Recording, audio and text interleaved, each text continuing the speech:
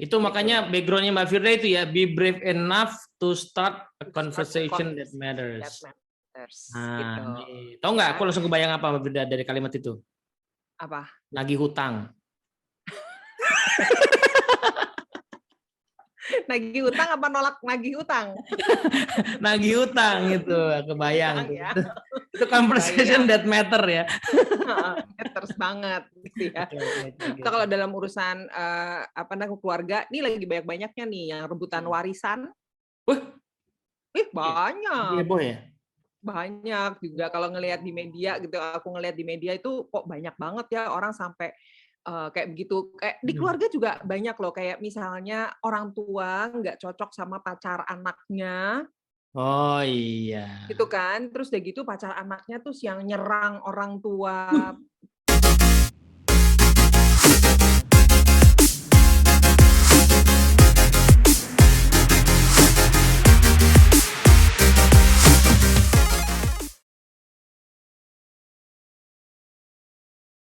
Oke, welcome to Better Leader, Tante Firda.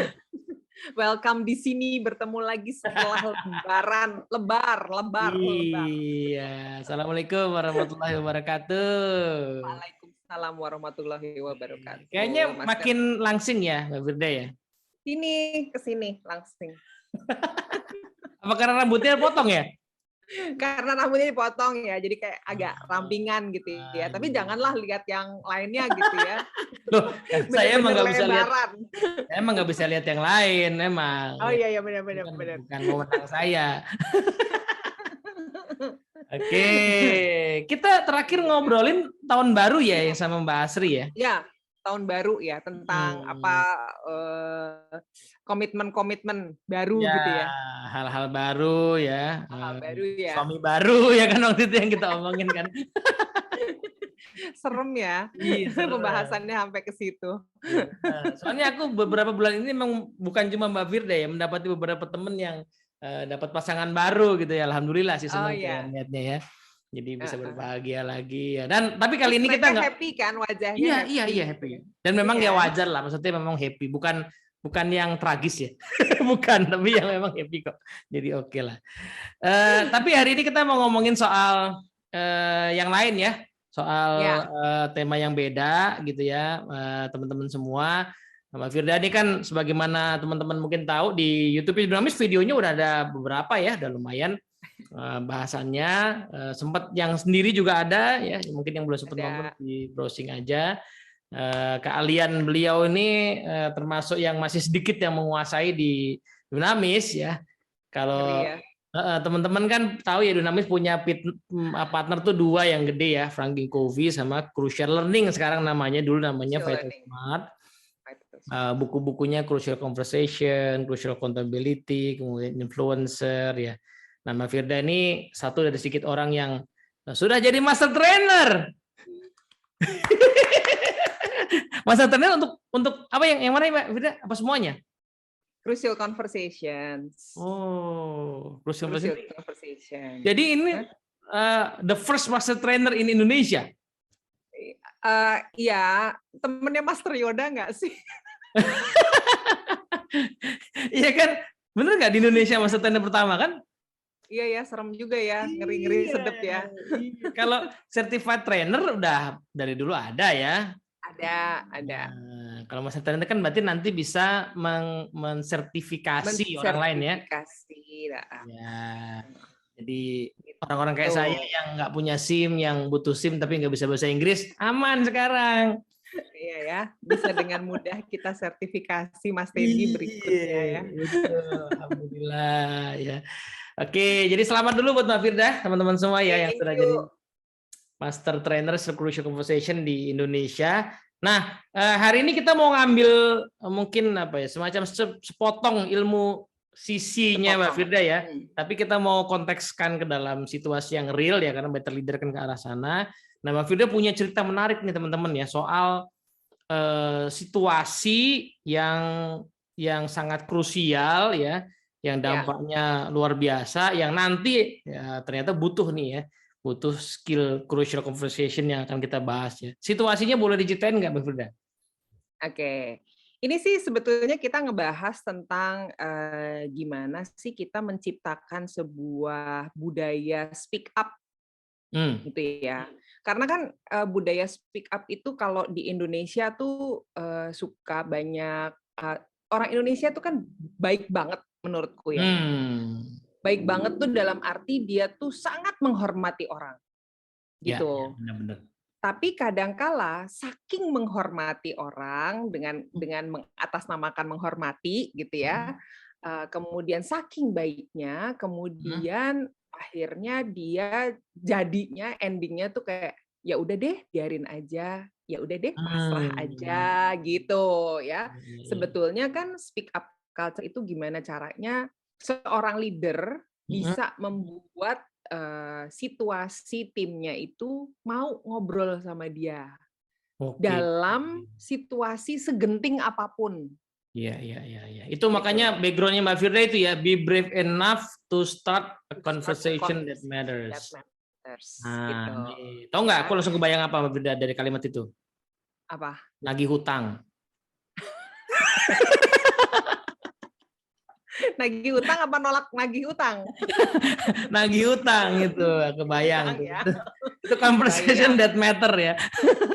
Terus banget gitu ya. Atau kalau dalam urusan keluarga, ini lagi banyak-banyaknya nih yang rebutan warisan. Banyak. Heboh ya?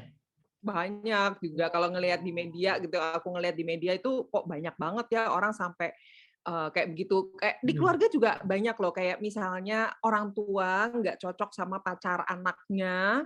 Oh iya. Gitu kan, terus udah gitu pacar anaknya tuh yang nyerang orang tua. Ya ada gitu ada loh. gitu ya. Kayak gitu, sebetulnya aku juga, ini di keluarga, mau di bisnis, mau di apapun juga hal-hal yang kayak gini nih sangat-sangat mengkhawatirkan kalau nggak diselesaikan. Nah, tadi kan Mas Dedi kan tadi udah bilang tuh ada situasi. Jadi sebetulnya aku pernah berkenalan lah ya dengan seorang owner gitu, owner perusahaan, yang dia cerita sama saya bahwa dia itu mengalami kerugian yang sangat besar, puluhan miliar. Puluhan miliar ya? Puluhan miliar gitu ya. Dia sebuah owner di Indonesia lah ya. Ceritanya si perusahaannya dia ini mau membeli mesin olah dari kelapa sawit menjadi minyak gitu ya. Nah, kemudian dia akan membeli mesin itu besar-besaran yang akan dia bagi ya ke berbagai daerah di tempat perkebunannya. Dan diniatkannya adalah untuk mempercepat produksi dan membuat kualitasnya itu menjadi baik gitu ya. Nah, kemudian akhirnya dia mencari-cari nih, dia dan timnya lah ya, mencari-cari kira-kira mesin apa yang bagus dan sebagainya. Akhirnya ketemu 3 kandidat brand gitu ya. Katakanlah brand A, brand B, sama brand C lah gitu ya, dari berbagai negara nih. Nah, untuk memutuskan mana brand yang cocok, dia bikin meeting gede banget. Di situ ada accounting, ada procurement, ada engineer, ada technician, banyak sekali ya yang dia panggil, dia pandang bahwa masukan-masukan dari mereka, harapannya ya, masukan-masukan dari mereka akan leading dia untuk menentukan brand mana yang akan diambil gitu. Singkat kata, akhirnya dari dia nanya, dari diskusi, berhari-hari itu ya diskusinya. Berhari-hari, akhirnya dia memutuskan brand A lah yang dipilih. Ya, udah pilih, udah datang ke Indonesia, dan kemudian dia sebarkan langsung, dia kirim. Udah berjalan bagus, kualitas bagus, semuanya bagus. Tiba-tiba 6 bulan berikutnya, mesin ini semuanya mati. Bersamaan. Widih. Ngeri ya. Dan itu akan takes time karena dia harus panggil ahli servisnya dari negara tersebut, dia harus online apa segala macam. Secara 1 menit saja tidak memproduksi, jangankan 1 menit, setengah menit nggak memproduksi aja, itu sudah kerugiannya miliaran. Gitu, ya. Akhirnya bisa diatasi, namun kualitasnya tidak sebaik Yang sebelumnya. yang 6 bulan pertama, gitu. Nah, akhirnya udahlah ya, dia nyuruh timnya untuk gimana caranya memperbaiki. Dan kemudian di sini dia cerita begini, apa ya yang salah di saya as a leader, gitu. Apa ya yang salah? Kayaknya ada informasi yang missing. Kenapa kemudian kok ini jadi keputusan yang salah? Dia bilang gitu. Akhirnya dia sama timnya pendekatan lah ya, personal approach sama anggota timnya, apa segala macam mencari tahu gitu ya. Singkat kata lagi, ditemukan kurang lebih 2-3 orang engineer yang juga hadir di rapat besarnya itu. Dan mereka mengaku bahwa sebetulnya kami tahu bahwa mesin itu hanya bagus selama 6 bulan. Terus sampai dia ngomong, kenapa lu nggak ngomong gitu? Why? Kenapa lu nggak ngomong ke gua gitu loh kan? Kalau misalnya aja lu ngomong, kan bisa aja gua mempertimbangkan gitu. Ya. Terus mereka cerita bahwa selama mereka bekerja di situ, mereka kan ada di suatu divisi tertentu, gitu ya. Pengalamannya di divisi tersebut, kalau mereka itu speak up, mereka itu kasih tahu, dan itu akan kayak dipatahin gitu, Mas Ter.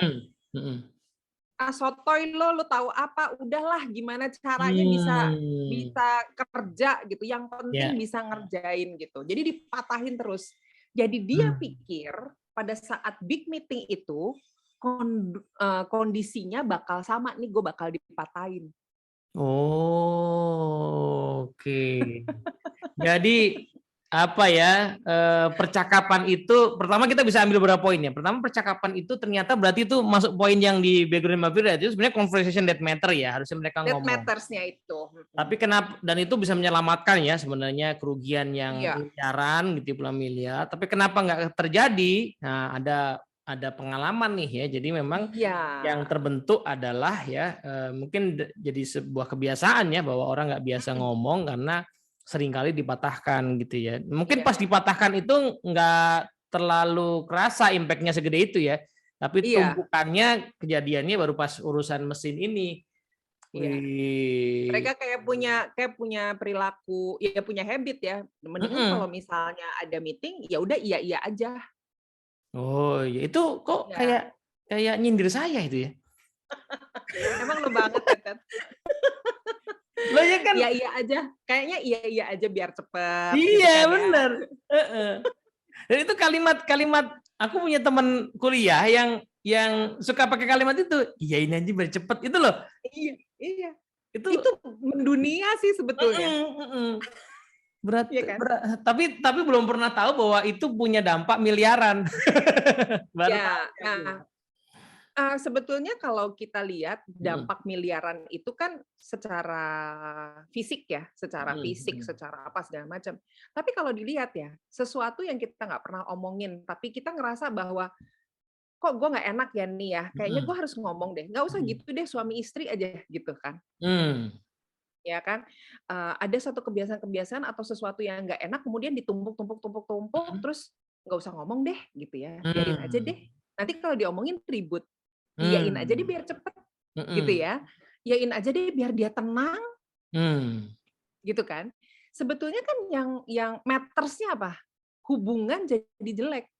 Iya, dan itu lebih mahal ya daripada miliaran ya. Ya, itu dia. Gitu. Jadi kadang-kadang kan, kenapa sih kita nggak ngomong gitu ya? Soalnya kalau ngomong gue ribut, kan belum tentu kalau kita caranya tahu. Nah itu dia, betul. Itu yang nanti akhirnya sebenarnya ya, percakapan yang seperti itu tuh ada skill-nya ya, supaya tidak jadi ribut segala macam. Tetapi titik awalnya adalah berani nggak ya untuk memulai gitu ya, untuk mempersiapkan gitu ya Mbak Firda. Iya, memang kan yang kalau kalau di Seven Habits kita kenal ada courage and consideration gitu kan. Ya, benar. Gitu ya, ada keberanian sama timbang rasa. Merasa, yes. Ada berani bicara dengan cara yang baik, ada satu lagi mau mendengarkan gitu kan Ya, ya, memahami, mau yes. mendengarkan. Nah, Hmm.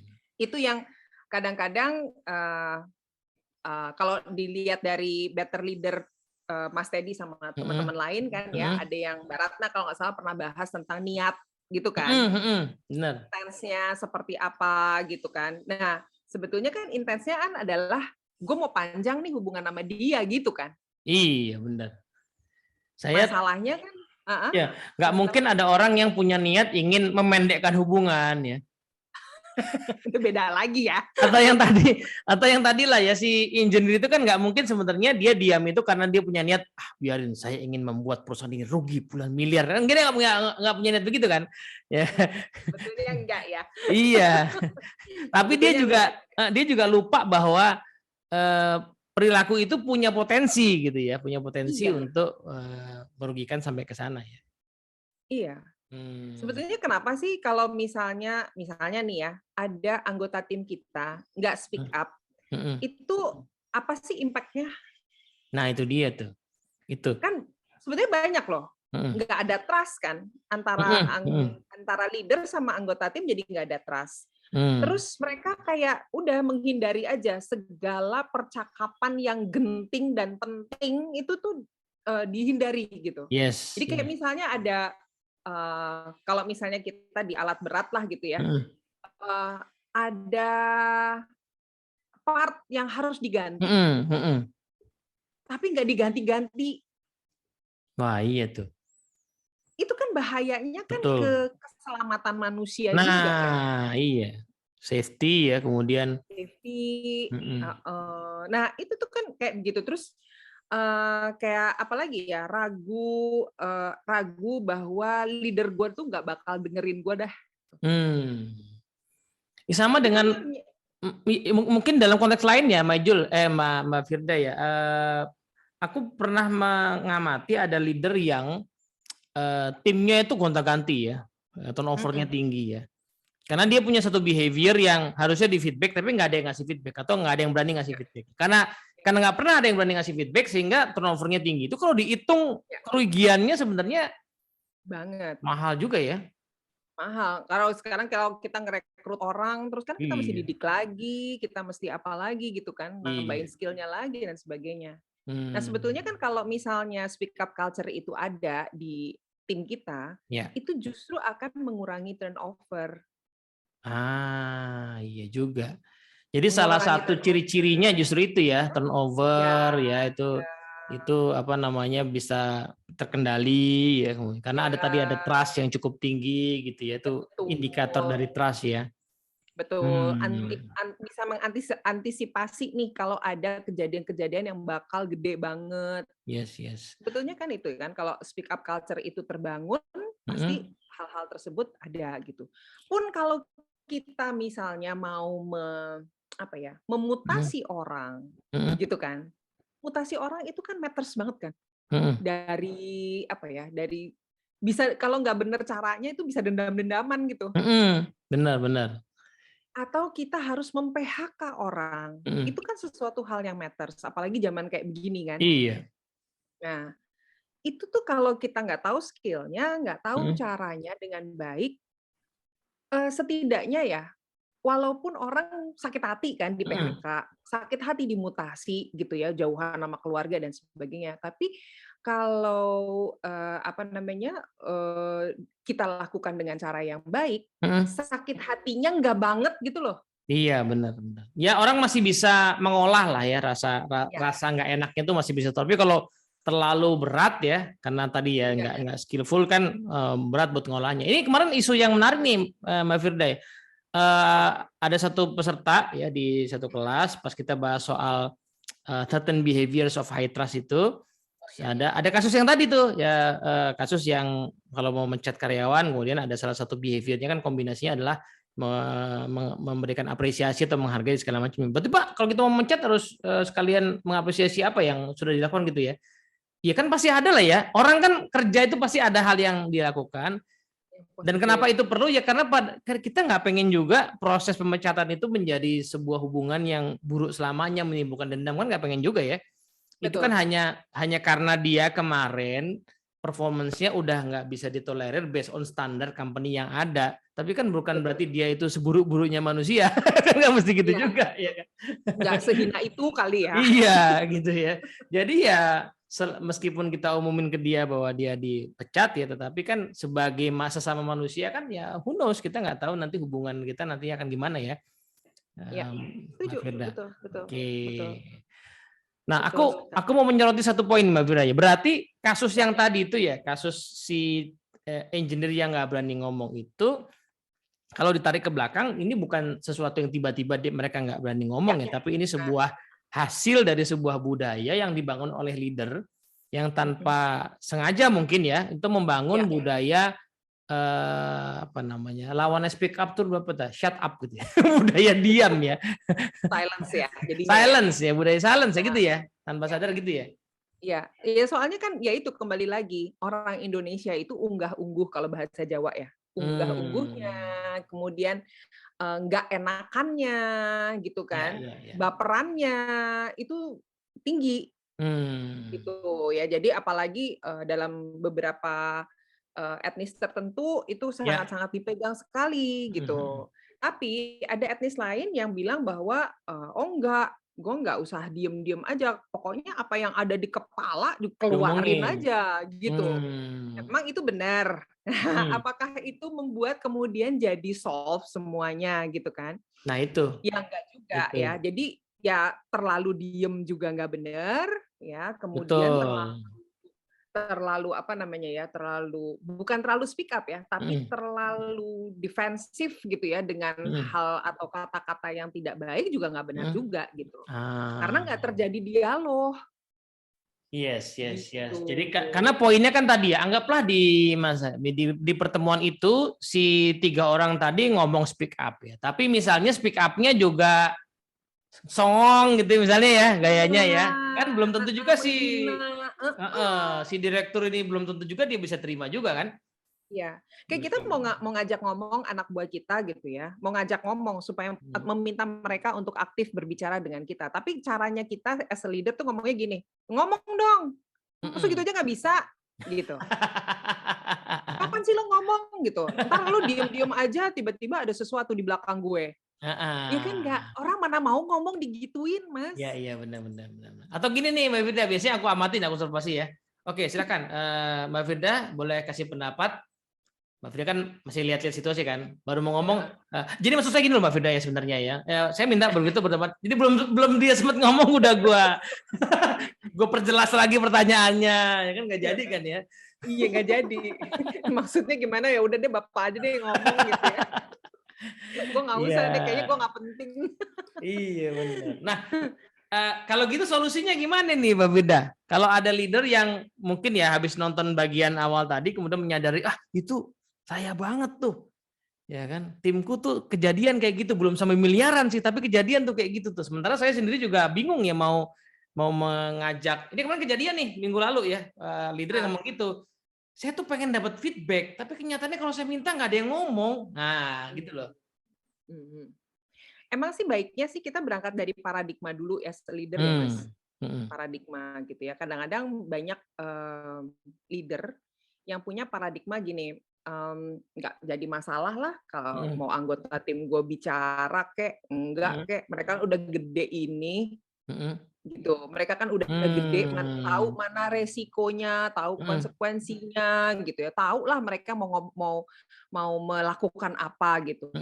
Sebetulnya paradigmanya kalau digeser sebagai leader, bahwa kalau gue membangun speak up culture di tim gue akan mendapatkan informasi-informasi penting. Gue akan tahu masalah apa yang terjadi di anggota tim gue. Mungkin saya sebagai leader nggak perlu ikut campur ya untuk menjalani hal tersebut. Tapi kita menjadi suatu apa ya namanya, kayak kita bisa membackup dia gitu.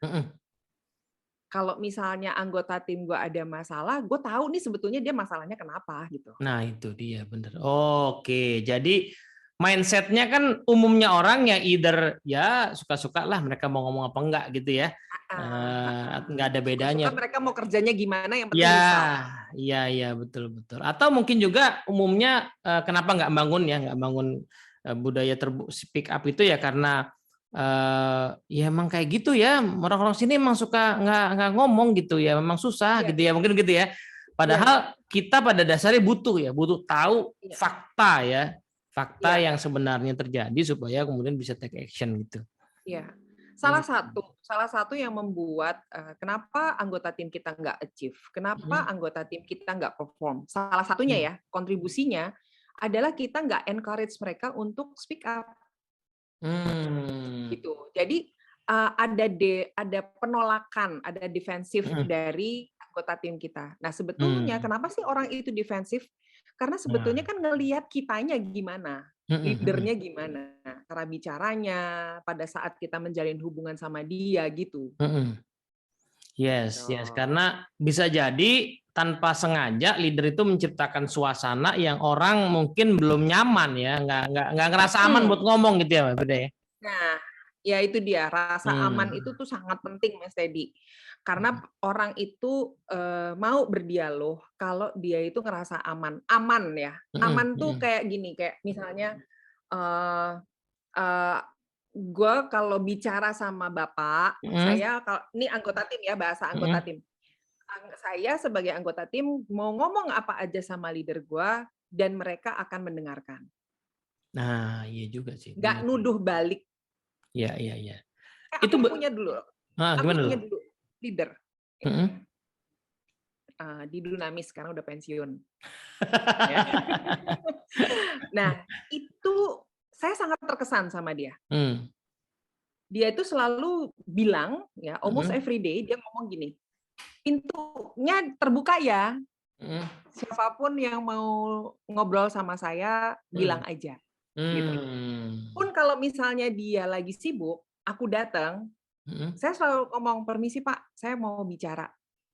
Misalnya itu jam 9.30 lah gitu ya. Terus dia ngomong, jam 10 boleh ya Fir? Oh boleh gitu. Dan beneran jam 10 tuh dia manggil. Oke. Jadi bener-bener nggak mundur lagi, enggak. Bener-bener jam 10 manggil. Terus pas saya masuk, itu tuh laptopnya, gadgetnya, tuh semuanya disingkirin di meja yang lain. Gitu. Udah gitu, yang kebiasaan yang paling aku suka lagi, ini adalah yang berikut nih. Dia ngomong gini, silahkan Fir, kamu duluan yang ngomong. Oke. Gak pernah motong. Iya. Gak pernah ngejudge aku. Gak sampai dia ngomong, Fir, kamu butuh bantuan apa dari saya? Itu maksudnya Mbak Firda? Oke banget ya. Itu maksudnya Mbak Firda orangnya berarti udah nggak ada dan nggak ada lagi yang kayak gitu sekarang, maksudnya gitu, Mbak Firda? Ada. Ada. Ada. Alhamdulillah masih ada ya leader kayak gitu ya. Ya, aku tuh pernah nih, ini salah satu skill juga sih ya sebagai leader ya.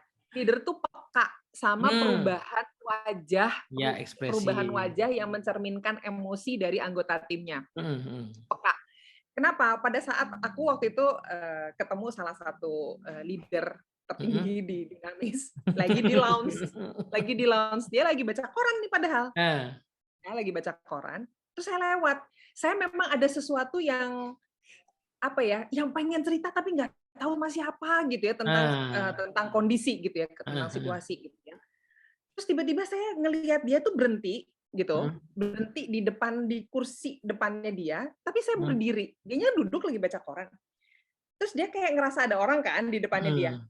Dia terus nurunin korannya, terus ngeliatin wajah saya, terus ngomong gini, Fir, kok kamu ada yang beda ya? Gitu. Terus mau ngobrol nggak sama saya? Iya Pak. Gitu. Ya. Terus dia langsung nurunin korannya, dia langsung ngajak saya, ayo kita ngobrol.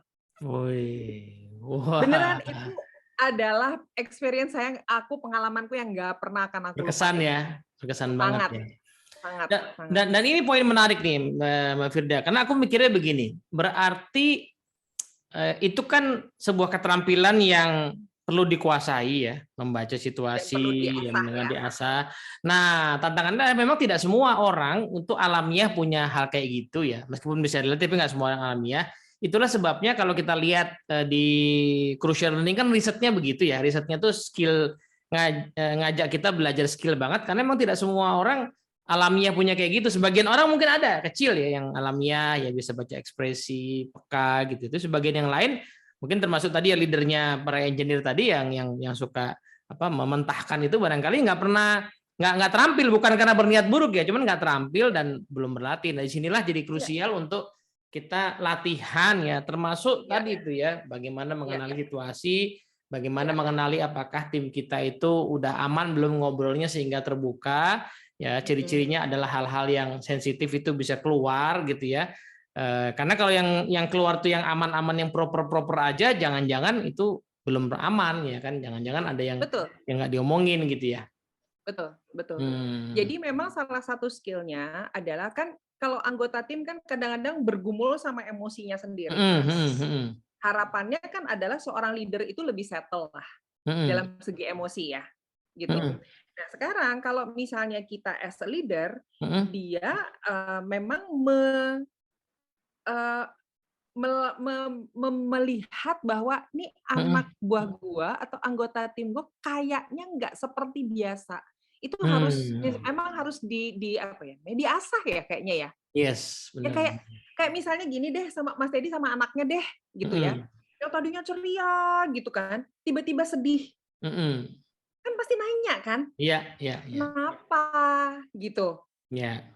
Ya, sama anggota tim kita juga begitu gitu. Ada yang ceria banget, ada yang apa segala macam tiba-tiba drop, atau misalnya yang biasanya bawel menyampaikan opini tapi tiba-tiba kali ini enggak.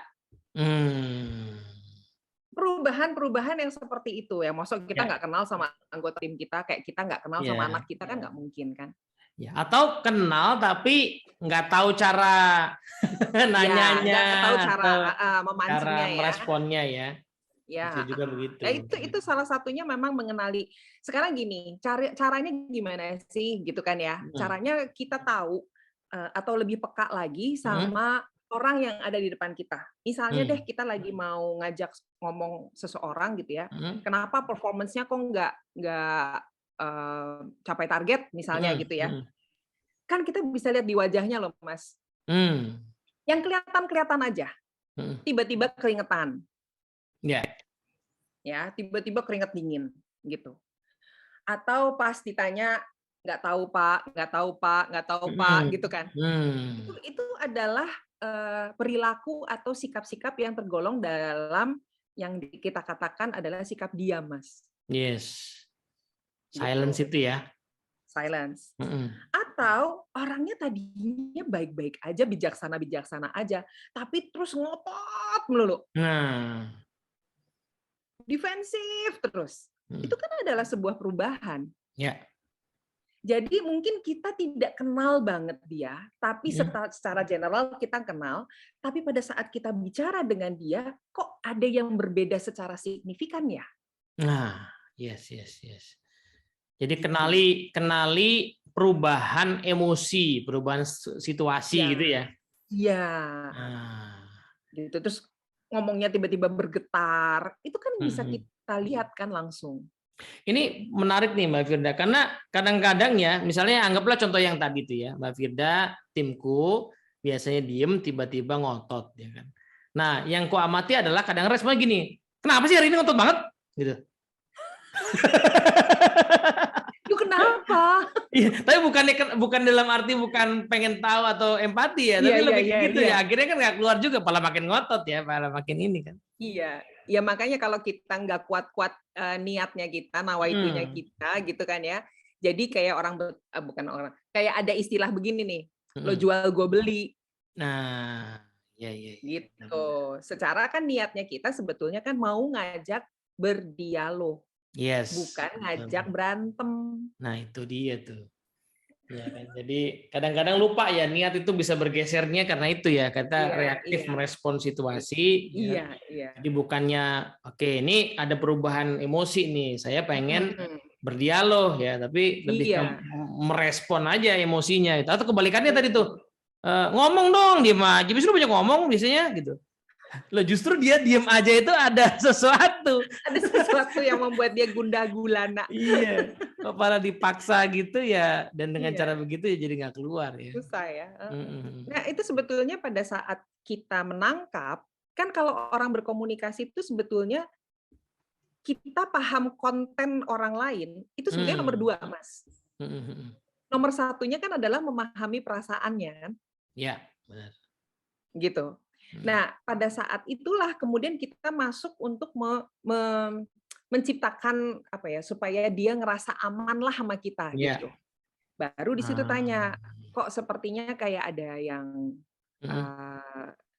merisaukan ya. Boleh cerita nggak? Nggak apa-apa, cerita aja. Saya akan dengerin kok. Sebetulnya kan statement-statement itu kan membuat kita kayak yang, oh Bapak mau dengerin. Beneran nih gitu. Bener Pak? Iya saya dengerin gitu. Nggak ada judgement, nggak ada penilaian, justru saya ingin dengerin. Itu sebetulnya kalimat-kalimat itu yang membuat orang akhirnya setidaknya keluar dari rasa ragu. Iya, benar. Gitu. Karena situasi emosi itu apa ya? Kalau yang ku pelajari dia ya di dunia yang sekarang ya, ketika manusia itu sudah makhluk yang berkomunikasi lewat bahasa ya.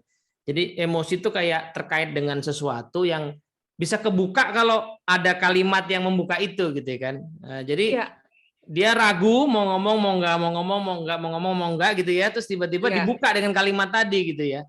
Nah, dan kalimatnya terasa tulus ya kan. Nah, sehingga kayak ini kayak nemu jalannya gitu buat dikeluarkan sekarang nih gue ini. mau cerita gitu kan, jadinya kan. Nah, jadi memang betul pada saat kita nangkep, ini kayaknya ada yang sesuatu yang nggak beres, kemudian ungkapkan atau bertanya gitu, kok kayaknya ada sesuatu yang membuat kamu jadi kepikiran nih, kayaknya berat nih gitu. Boleh nggak diceritain dulu? Nggak masalah, mau tentang keluarga, mau tentang pekerjaan, mau tentang apa, saya bersedia ngedengerin kok. Kalaupun itu tentang saya, sampaikan aja, nggak masalah. Tapi beneran nggak masalah ya kemudian. Bukan basa-basi ya. Iya. Gitu. Dan itu kan kerasa ya Mbak Fira ya, kan kerasa ya, yang kalimat yang basa-basi, yang apa ya, yang SOP gitu ya, sama yang beneran itu kan akan terasa dan akan nanti indikatornya ya apakah tim atau orang lain itu merespon dengan sesuai. Kalau dia akhirnya cerita berarti dia sebenarnya merasakan ketulusan kita ya. Tapi kalau dia nggak apa-apa berarti mungkin nggak kerasa gitu, ngerasanya SOP aja. Iya. Ini cuma basa-basi doang gitu ya. Mungkin kalau dia udah cerita gimana dong Pak, saya mesti gimana gitu kan ya. Secara jabatan kita nggak bisa ngasih solusi misalnya ya. Tapi secara hati, secara emosi dia juga mesti dikasih tahu bahwa saya akan berusaha menyampaikan. Tapi ini bukan ranahnya saya, itu juga harus dikasih tahu gitu. Iya. Atau kalau itu masalah pribadi ya itu ya paling banter saya bisa kasih pandangan meskipun itu ada di di ranah pribadimu sendiri ya.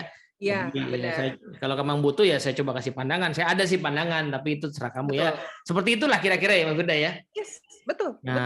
Yes. Ada lagi misalnya leader tahu anggota timnya nih antara yang A sama yang B ini berantem. Ada kan? Tapi terus leader kayak yang mereka kan udah gede, bisa dong nyelesain konfliknya sendiri gitu, tanpa harus saya bantu. Mereka tuh udah gede gitu. Nah, sebetulnya di sini leader itu punya kontribusi untuk kok aku ngelihat antar pekerjaan A sama B nih nggak beres nih, nggak silo aja gitu ya, nggak bisa kolaborasi. Panggil, Iya, Gitu. karena kenyataan bahwa tadi udah gede kok bisa nyelesain. Kenyataan bahwa belum selesai berarti belum gede-gede amat ya, perlu perlu dibantu. Belum ada skillnya. Iya kan? Berarti emang butuh bantuan dong, kenyataannya belum Iya. selesai kok ya kan? Iya. Nah, kalau sampai misalnya mereka nggak kolaborasi, yang kena siapa? Ya kan pasti leader juga kan, sama Iya, betul. target-target terus apa Betul. namanya proyeknya gitu kan. Gitu. Nah, Iya. justru mereka leader ini mengencourage dua orang anggota timnya yang berantem, bukan jadi wasit Hmm. loh, Mm-mm. bukan jadi wasit, tapi mengencourage, yuk sama-sama kita ngobrol bertiga. Mm-mm. Ini maunya apa? Ini maunya apa? Ayo, let's talk. Hmm. Gitu. Yes, yes, yes. Karena kan orang itu kalau udah konflik, Mas, sebetulnya kan paling banyak itu masalah emosi kan? Betul. Dan emosi berawal dari asumsi ya. Iya. Karena asumsi tidak lengkap ya, akhirnya muncul emosi gitu ya. Terus Iya, direspon, nah responnya juga diasumsikan lagi gitu ya, dan itu ya, terjadi lingkaran gulung setan terus kan? tadi. Iya, Gulung. iya, Kalau kita iya, andaikan kejadiannya si tadi yang engineer yang nggak berani ngomong, itu kan titik ujungnya ya di sebuah forum iya, dia nggak mau ngomong. Tapi kalau ditarik ke belakang ya pernah mungkin ngomong ya di counter dan tidak pernah didengarkan gitu ya, sekali, dua kali, tiga kali, lama-lama ya udahlah ya siapa kita iya, kan, itu kan heeh, sebenarnya itu cara manusia ya kalau di psikologi ya Mbak Fibra ya, cara manusia untuk iya, mendamaikan dirinya kan, ya udahlah mhm, ya siapa kita kan. iya, iya, betul, betul, Nah, betul, mungkin bertahun-tahun ya jadi itu hanya titik ujungnya tuh bahwa dia betul, udah terbiasa untuk diam gitu ya. betul, betul, betul, betul sekali. Mm-mm. Banyak hal leader itu punya kontribusi yang besar, kayak misalnya ada, curhatan dari peserta ya, Mm-mm.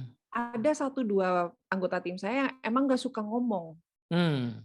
Jadi kalau dimintain pendapat tuh skip, skip gitu. Ah iya benar. Itu kan sebetulnya menjauhkan kita dari speak up culture kan. Yes, yes, yes. Caranya gimana? Kita bisa ngobrol lah sama orang tersebut Mm-mm. bahwa apapun opininya itu sangat berarti buat kita. Kembali lagi, kenapa sih Hmm. orang itu nggak bisa ngomong bukan karena dia introvert loh. Ya, Kan introvert selalu jadi alasan nih sekarang lagi iya benar. trending. Iya. Banyak diagnosa begitu ya.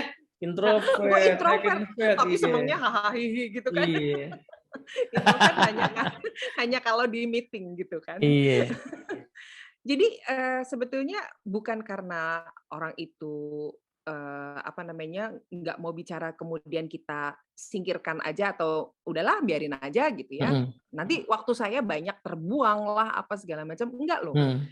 Eee, Justru diajak ngomong kemudian bahwa dia itu kan orang yang nggak mau bicara dalam Mm-mm. satu momen atau beberapa momen, itu either dia tidak biasa bicara Mm-mm. atau dia tidak merasa aman. Iya. Kadang-kadang Dan dia nggak tahu ya caranya mengungkapkan tuh gimana gitu. iya, karena mungkin dia juga nggak terampil ya, seringkali pas ngomong misalnya nggak pas gitu ya, Mhm, kemudian direspon nggak enak, dia akhirnya mendingan, dan dia nggak tahu caranya, yang pas tuh gimana nggak tahu caranya gitu ya, iya, kan iya, itu bentuk mungkin aja ada orang yang begitu ya. betul, betul. Nah, diajak bicara bahwa nanti pas meeting berikutnya jangan kaget ya kalau saya akan panggil kamu namanya Hmm. dan kamu akan, menyampaikan apapun Hmm. opinimu gitu. Nah, Yes. membiasakan, kan kadang-kadang kan suka ada morning briefing, Hmm. ya kan, Hmm. suka ada apa gitu. Kalau kita kan istilahnya morning talk lah, apa segala Hmm. macam gitu kan setiap pagi. Sempatkanlah untuk memanggil nama orang tersebut. Jadi dia sebetulnya udah siap, "Oh, gue bakal dipanggil nih, Hmm. gue bakal beropini." Kan kasihan juga ya bagi orang yang tidak terbiasa bicara, kemudian Hmm. tiba-tiba dipanggil gitu kan ya. Itu harus disiapin dulu. Itu kejadian Mbak Firda ya. Jadi di apa namanya di timku ya, Mhm, ada momentum ya. Jadi kalau kita week session itu biasanya kan suka ada pembelajaran ya, habis komitmen, scoreboard terus pembelajaran. Nah, ada situasi waktu itu nggak ada pembelajaran minggu lalu. Nah, ini kan situasi yang wah berarti masa kita nggak belajar apapun minggu lalu ya. Nah, kemudian dibahas dari situasi itu. Lalu singkat cerita di belakang layar kita coba diskusi, ternyata memang menarik pembelajaran ya, narik insight dari Iya. kejadian seminggu itu butuh skill juga ya. Ada orang yang nggak Yes. nggak Iya. biasa untuk oke minggu lalu apa yang bisa jadi pembelajaran itu harus disengaja ya, baru ketemu. Iya. Iya. Nah, menariknya seiring waktu nggak perlu disiapin lagi, udah biasa gitu ya. Jadi di momen big session itu akhirnya selalu ada pembelajaran karena udah biasa. Jadi kalau dilihat di belakang memang ada orang-orang atau ada situasi memang belum punya habitnya sehingga ya nggak keluar ya, bukan karena dia nggak mau ya. Jadi tadi kan satu sisi ngerasa nggak aman, tapi sisi lain mungkin skillnya juga belum ada ya. Belum ada, belum terasa gitu ya. Apa sih yang bisa gue sampaikan apa? Nanti kalau gue menyampaikan terus kemudian kebanyakan ngomong gimana, kan kasihan yang lain gitu kan. Iya, betul. Asumsi dalam dirinya kan banyak gitu. Itu ada juga tuh kejadian Majul di satu komunitas lah ya, ada satu teman masih muda, memang dia usianya masih SMA gitu ya. Seneng sharing, seneng ngomong, dan setiap kali ngomong tuh selalu kemana-mana gitu ya, panjang kalau cerita. Tapi setelah aku amati memang dia mungkin belum terlatih untuk bicara secara concise. Ya kan, sehingga kemudian besar rumah itu aku bilang coba deh latihan setelah ini ya latihan untuk misalnya kamu kepengen ngomong sesuatu, siapin aja di kertas 3 hal yang mau saya omongin apa. Yes. Ya kan, nah, nanti poin 1, poin 2, poin 3 gitu. Kalaupun misalnya awal-awal masih kemana-mana, lihat lagi kertasnya. Terus kemudian di summary di akhir. Jadi yang saya mau omongin tadi adalah 1, 2, dan 3. Sehingga orang dapat poin dan nah ternyata begitu ya, bukan berarti dia tuh suka ngelantur, tapi memang dia belum tahu cara untuk bicara secara concise gitu ya. Betul sekali gitu. Nah, itu sih Mas Teddy ya. Jadi sebagai leader kan juga harus encourage secara motivasi ya. Seseorang itu bicara dengan membuat suatu kondisi yang aman. Satu hal lagi, dia juga harus kasih skill-nya, ngajarin. Bahwa bicara itu kenapa perlu dan apa aja, kayak tadi Mas Teddy bilang ada caranya bicara itu apa aja dan sebagainya yang pas itu seperti apa. Nah, itu sih sebetulnya. Kalau saja itu dibiasakan, dikondisikan gitu ya, kan orang jadi nyaman berdiskusi dengan leader. Nyaman ini aman dan nyaman ya, kalau aku bilang ya, aman dan nyaman. Dia aman tuh kan gue ngomong apa aja akan diterima. Setidaknya tidak dibodoh-bodohin. Gitu ya. Terus nyaman artinya lebih kepada kalau saya bukan berarti dia punya masalah langsung dieskalasi ke atas dan langsung diselesaikan, bukan ya. Tapi nyaman, saya punya tempat bercerita. Ya. Saya tahu kalau saya butuh ngomong itu bisa gitu ya. Ke leader saya. Yes.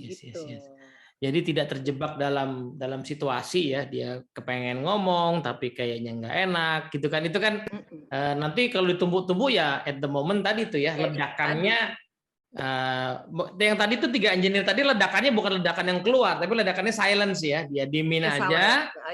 Dalam hati mungkin bilang ya bismillah, coba 6 bulan lagi mungkin dalam hati gitu kan. Dia udah tahu tuh. Dan mengejutkan buat ownernya begitu tahu alasannya. Ternyata ada satu divisi yang nggak berani speak up. Yes. Itu luar biasa impact-nya kan. Yeah. Jadi bukan orang-orang nggak pikirnya kan apalah saya gitu kan ya. Saya ini kan cuman apalah remahan apa gitu kan ya. Sebetulnya remahan ini kan impact-nya kebesarannya itu kan, besarannya satu organisasi tempat dia mencari nafkah lagi. Iya, di dalam mungkin kalau tadi ini bicara kerugian produksi ya, Mbak Firda ya, tapi di di industri lain itu kadang-kadang impact-nya ke nyawa ya. Nyawa misalnya tadi soal safety yang tidak terjaga ya karena orang nggak berani speak up, kemudian mungkin kalau di Indonesia barangkali orang nggak berani negur orang lain yang berbuat kesalahan gitu ya, kemudian akhirnya ada dampak secara keamanan gitu kan. Betul, Atau betul. kalau di dunia keuangan ya, kita ketemu banyak kasus fraud itu kejadian karena orang awal mulanya nggak enak aja ngingetin nih, Iya. Mm-mm. ya kan? Betul. Kalau di oil and gas company seperti Mm-mm, yang tadi Mas Teddy sebutkan ada yang namanya silent skill gitu ya. Jadi kita mm-mm, diem-diem aja ngebiarinin orang dan sebagainya. Tapi kalau saya ketemu di oil and gas company ya, salah satu tools-nya mm-mm, membuat orang speak up itu kayak gini. Misalnya saya ngeliat di area tertentu kan itu harus pakai APD lengkap. mm-mm, Terus saya ngelihat Mas Teddy lah gitu ya, nggak pakai mm-mm, helm gitu, mm, nggak pakai helmnya dengan cara yang baik gitu ya. Nah, kemudian saya harus negur dulu Mas Teddy, tapi mm, dengan cara yang baik ya. ya, Mas Teddy sorry nih, menurut SOP, menurut ketentuan mestinya Mas Teddy pakai helm mm, ya. Setelah saya negur, saya ngisi yang namanya stop card mm, gitu.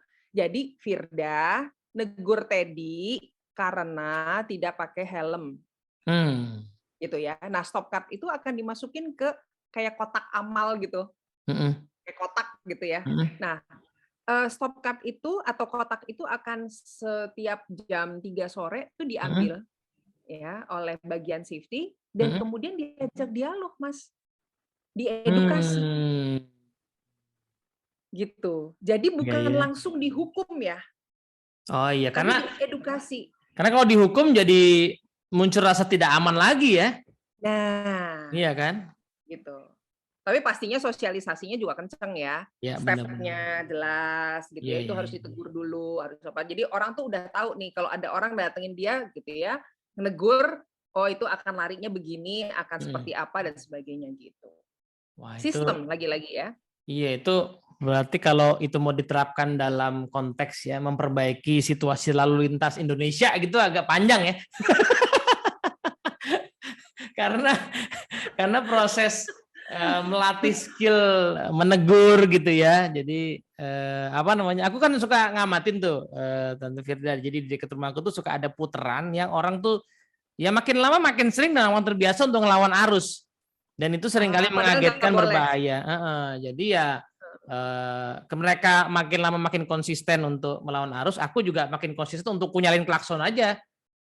Jadi meskipun situasi nggak genting gitu, nggak pas di depan, klaksonin aja. Ya mungkin aku berpikir ya orang itu mungkin ngeyel, mungkin bahkan hanya nganggap ini reset doang, tapi di antara 1000 ada satu aja yang sadar tuh lumayan lah ya. Yang seperti Misalnya lah ya.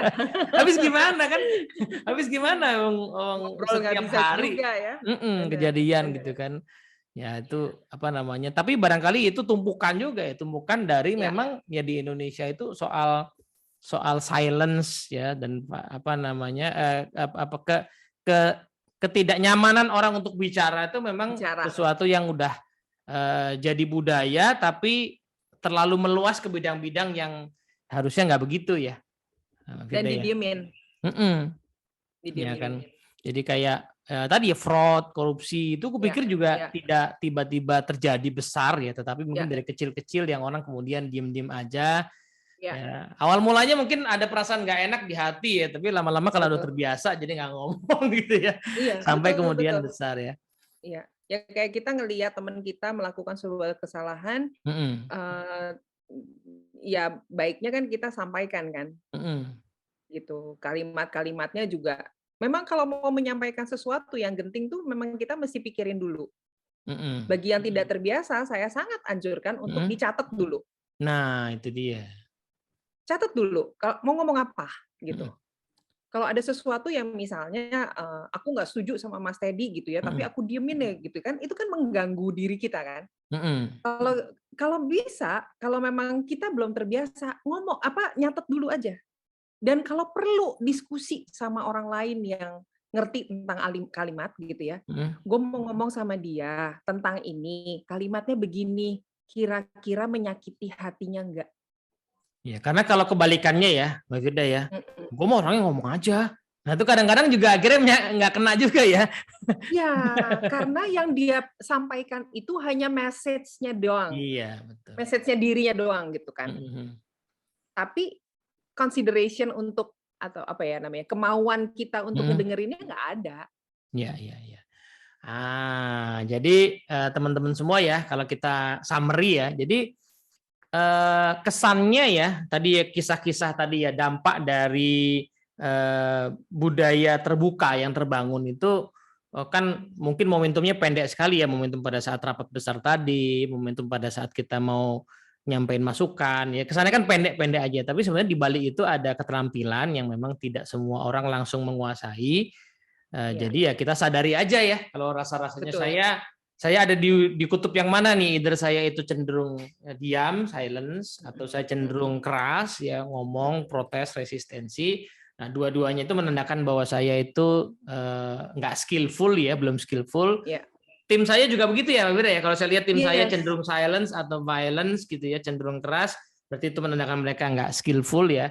Nah, maka perlu dibangun ya langkah-langkah untuk menciptakan rasa aman sehingga mereka mau mencoba dan akhirnya berlatih juga ya, berlatih supaya tadi ya bisa menyampaikan dengan baik dan bisa mencapai tujuan yang diharapkan ya, proses dialog itu terjadi. Gitu ya, Mbak Fida ya? Iya. Karena menyampaikan sebuah kalimat secara langsung itu perlu latihan. Banyak orang bilang gini, nggak apa-apa gue nyelesain konfliknya lewat WhatsApp aja. Karena WhatsApp itu bisa diedit. Iya, benar. Sediedit-editnya, kalau kita nggak punya skill untuk bagaimana menggeser paradigma, bagaimana kita punya intent yang baik, tetap aja kalimatnya itu bisa menyakiti orang lain. Betul. Apalagi kalau tulisan itu kadang-kadang orang bacanya tergantung cara bacanya yang baca kan, dalam pikirannya kan gitu kan. Iya. Asumsinya makin lebih gede loh. Iya, betul. Karena nggak bisa dikendalikan. Tergantung dia lagi baca tuh dalam mood apa, kondisi apa, sebelumnya ngapain gitu kan, kita nggak bisa cek dulu. Betul. Yes. Tetap harus dilatih. Bahkan banyak orang bilang, aku nggak terbiasa ngomong. Makanya berlatih. Karena mau lewat texting, lewat online begini, apalagi ketemu langsung, itu kita akan dihadapi oleh berbagai emosi. Dan gimana caranya kita tetap seorang leader ya, tetap bisa berada dalam kondisi yang kondisi emosi yang baik. Justru niat kita adalah gimana anggota tim kita tuh untuk berdialog gitu, ngobrol dengan cara yang baik. Yes. Dialog itulah sebenarnya semacam indikator kematangan berelasi ya, berelasi dengan orang itu sebenarnya kemampuan berdialog ya. Bukan kemampuan ngeyel atau kemampuan diam ya, justru kemampuan berdialog itulah ciri-ciri kematangan relasi ya.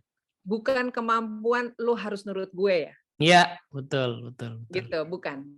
Jadi sebetulnya dialog kalau indikator kalau kita ngomong dialog ya, itu kan artinya adalah satu orang dan partner bicaranya itu bisa mengungkapkan yang namanya perasaan, ide, pendapat, pengalaman, tapi hal-hal yang disampaikan ini untuk apa? Untuk dihargai dan dihormati. Iya. Itu juga ciri-ciri kematangan juga ya, Mbak Firda ya. Orang itu bisa mendengarkan pendapat orang dan menghargainya terlepas dari setuju atau nggak setuju ya. Iya, itu ciri-ciri kematangan kita juga ya sebagai rekan bicara ya. Iya. Nah, yes. Itu berarti nanti mungkin bisa jadi salah satu kompetensi ya, cagup ya, calon bupati ya, calon presiden ya kan. Jadi bukan debat calon presiden ya. Benar. karena kalau aku lihat ya kan, misalnya nih kita tarik sedikit ke area itu ya. Kan masyarakat memang seolah-olah senang dengan perdebatan ya, seru lah ya, bagi media itu seru. Tapi sebenarnya kita yang rasional adalah bahwa mungkin aja ada ide, misalnya saya kepilih, mungkin aja ada ide orang tuh yang sebenarnya bagus juga buat saya ambil. Tapi nggak saya ambil karena udah kado gengsi, soalnya kemarin habis debat kan gitu kan. Tapi kalau prosesnya itu berdialog dan kita bisa menilai ya kematangan dialog itu kan, itu akan lebih mengedukasi masyarakat ya. Jadi salah satu keteladanan yang baik juga dicontohkan oleh pemimpin adalah kemampuan untuk berdialog. kemampuan untuk menunjukkan bahwa yang paling oke ya untuk menghasilkan hasil yang baik buat semua orang itu adalah proses dialog gitu ya Mbak Vida. Dialog. Iya. Betul, dialog. Oke, sip kalau gitu ya. Nah, thank you banget nih Mbak Vida ya sudah Sama-sama. Thank you. Berbagi dengan kita semua tentang kenapa pentingnya membangun budaya keterbukaan ya. Tetapi budaya itu dibangun dari keterampilan ya seorang leader yang perlu dilatih. Jadi leadernya perlu berlatih, timnya juga perlu berlatih. Jadi tergantung nih teman-teman yang nonton ini di posisi mana ya. Kalau di posisi leader ya latihan sambil mengamati ya tim saya di mana. Tapi kalau kita di posisi anggota tim juga kita sambil mengamati ya diri kita di posisi mana dan yuk kita bangun skillnya gitu ya. Yes, betul. Mudah-mudahan sih kalau kita bisa menguasai keterampilan ini termasuk berbahasa dan sebagainya ya, membuat struktur kalimat yang baik gitu ya, meminimalkan konflik dan meminimalkan sakit hati dan memperkuat hubungan. Nah itu dia, betul. Impact-nya ke situ sih. Aku sih ngerasa bahwa pada saat misalnya aku di feedback, kagetnya pasti ada ya. Kan ya wajar kita ditunjukkan misalnya kekurangan kita gitu ya. Tapi kalau cara nyampeinnya baik, emang bener tuh. Betul. Setelah kaget itu kemudian muncul perasaan, iya bener juga sih. Wah terima kasih nih gitu kan. Nah, tapi jadi justru memang akan ada kejutan, emosinya itu pasti akan ada. Tapi kemudian setelah itu sebenarnya akan memperkuat hubungan. Yes. Oke. Siap. Thank you Mbak Firda. Sama-sama Mas Teddy, thank you ya. Iya, teman-teman semua saksikan Better Leader yang kemarin-kemarin bagi yang belum nonton ya, dan materinya Mbak Firda kali ini tadi sempat disinggung ya, itu nyangkut dengan diskusi kita dengan beberapa teman yang lain, terutama mungkin Mbak Ratna yang agak dekat sama tema ini ya. Iya. Jadi silahkan yang belum nyimak, searching aja dan jangan lupa di subscribe kemudian di sharing ke timnya atau ke leadernya. Ya, tapi sebelum sharing ke leadernya mungkin dipastikan aman ya kondisinya ya, jangan sampai leadernya ngerasa maksudnya apa nih ya kan? Maksudnya apa nih? Jadi mendingan daripada dikira maksudnya apa, mendingan dijelaskan aja maksudnya ya. Jelaskan maksudnya. Atau nonton bareng ya? Iya, nonton bareng. Oke. Thank you ya Mas Teddy. Sampai ketemu lagi. Assalamualaikum warahmatullahi wabarakatuh.